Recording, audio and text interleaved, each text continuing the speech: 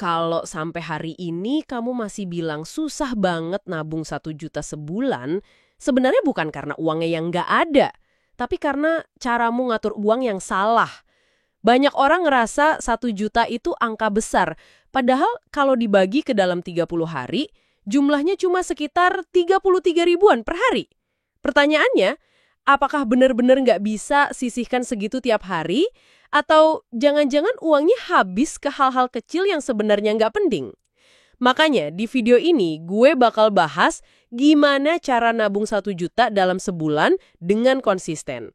Bukan teori, bukan hal yang muluk-muluk, tapi cara yang bisa langsung dipraktekin siapa aja. Sebelum masuk ke caranya, gue kasih gambaran dulu. Menurut data Badan Pusat Statistik, pengeluaran rata-rata orang Indonesia di kota besar untuk makanan siap saji atau jajan bisa mencapai 500.000 sampai 1 juta per bulan. Itu belum termasuk ngopi di kafe atau delivery makanan online. Artinya apa? Sebenarnya uang itu ada, tapi sering bocor di hal-hal kecil. Kalau kebocoran ini ditutup, nabung 1 juta sebulan itu bukan hal mustahil. Sekarang, cara pertama yang paling penting, pisahkan uang nabung begitu gajian atau terima pemasukan. Banyak orang gagal nabung karena pakai sistem sisa. Jadi, gajian dipakai dulu untuk ini itu, baru sisanya ditabung. Masalahnya kalau pakai sistem itu, biasanya nggak ada yang tersisa. Nah, solusinya pakai metode yang disebut pay yourself first. Jadi, begitu gajian, langsung sisihkan 1 juta di awal, bukan di akhir. Biar lebih gampang, kamu bisa pakai rekening khusus tabungan yang beda sama rekening harian. Misalnya, kamu punya rekening utama di BCA atau Mandiri buat transaksi. Nah, buka satu lagi di bank digital kayak Jago, Sibank, atau Digibank. Jadi, setiap gajian, auto transfer 1 juta ke rekening itu. Ada fitur auto debit juga, jadi kamu nggak perlu ribet mindahin manual. Cara kedua, pecah target jadi lebih kecil. Tadi kan gue bilang, 1 juta sebulan itu kalau dibagi 30 hari, cuma 33 ribuan per hari. Jadi coba ubah mindset. Jangan pikirin angka 1 juta, tapi pikirin dulu 30 ribu per hari. Caranya simple, kamu bisa sisihin langsung cash harian.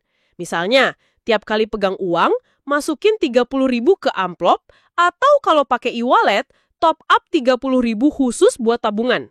Studi kasusnya gini, ada salah satu challenge di media sosial namanya menabung harian dengan amplop.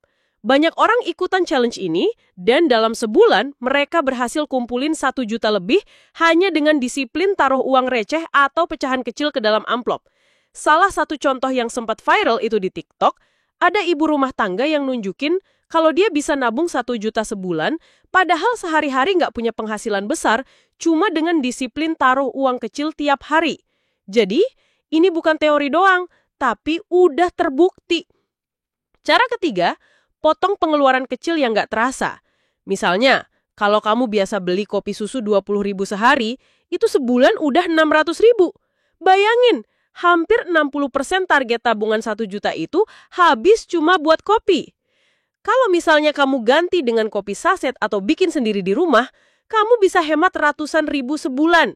Dan uang itu bisa langsung masuk ke tabungan. Riset juga bilang, kebiasaan kecil kayak beli kopi harian ini yang bikin orang sulit nabung. Ada survei dari Jakpat tahun 2023, ternyata 68% milenial di Indonesia mengaku pengeluaran paling sering bocor di makanan online dan minuman kekinian. Jadi, kalau kebiasaan ini aja dikurangi setengahnya, tabungan 1 juta sebulan itu bisa langsung tercapai. Cara keempat, pakai metode cash stuffing atau amplop digital. Jadi, kamu bikin pos-pos pengeluaran di awal bulan. Misalnya, makan 2 juta, transportasi 500 ribu, hiburan 300 ribu, tabungan 1 juta. Nah, pos tabungan ini jangan disentuh sama sekali. Kalau pakai bank digital, kamu bisa bikin kantong atau pocket khusus. Banyak bank sekarang udah ada fitur kayak gini. Sibank, Jago, bahkan ShopeePay juga punya fitur saldo tersendiri. Jadi, mentalnya uang tabungan ini bukan lagi uang kamu. Cara kelima, ikuti tantangan menabung yang fun. Contohnya, metode menabung tanggalan. Jadi kalau hari ini tanggal 1, kamu nabung 1 ribu. Tanggal 2, nabung 2.000, dan seterusnya. Kalau konsisten sebulan penuh, totalnya bisa 465.000. Nah, kalau kamu tambah double atau tambahin sisanya di hari tertentu, dalam sebulan bisa nyampe 1 juta. Ada juga studi kasus nyata. Misalnya, beberapa komunitas finansial di Facebook sering bikin challenge nabung kayak gini. Salah satunya komunitas Financial Independence Indonesia. Banyak anggotanya nunjukin mereka bisa nabung 1 juta, bahkan lebih dengan cara sederhana ini. Bedanya, karena ada rasa kebersamaan, mereka jadi lebih semangat. Cara keenam, cari tambahan income kecil. Misalnya, kamu bisa buka jasa freelance, jual barang pre-loved, atau sekadar ambil kerjaan sampingan di akhir pekan. Dari tambahan income itu, langsung komit. Semua masuk tabungan. Jangan dicampur sama uang kebutuhan loh. Ada riset dari Kata Data yang nunjukin tren side hustle di Indonesia naik tajam beberapa tahun terakhir, terutama di kalangan Gen Z. Banyak yang kerja sampingan kayak jualan online atau jadi freelancer, dan hasilnya mereka bisa punya tabungan jauh lebih cepat dibanding yang cuma mengandalkan gaji utama. Cara ketujuh, pakai sistem auto invest. Ini cocok kalau kamu gampang tergoda ngambil uang tabungan. Jadi, bukan cuma ditaruh di rekening, tapi kamu arahkan ke instrumen investasi yang gampang dicairin tapi tetap aman. Misalnya, reksadana pasar uang. Returnnya nggak gede, sekitar 4-5% per tahun. Tapi lebih baik daripada cuma di tabungan biasa. Dan yang paling penting, uang jadi lebih terkunci, biar nggak gampang diambil. Kalau kamu lihat, OJK juga udah sering edukasi soal ini, bahwa investasi reksadana pasar uang bisa jadi alternatif tabungan jangka pendek karena lebih liquid dan aman.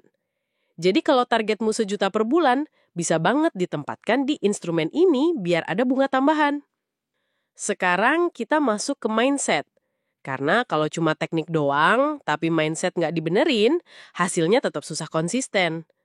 Banyak orang gagal nabung karena selalu ngerasa uangnya nggak cukup. Padahal, realitanya uang itu nggak akan pernah cukup kalau nggak dipaksa.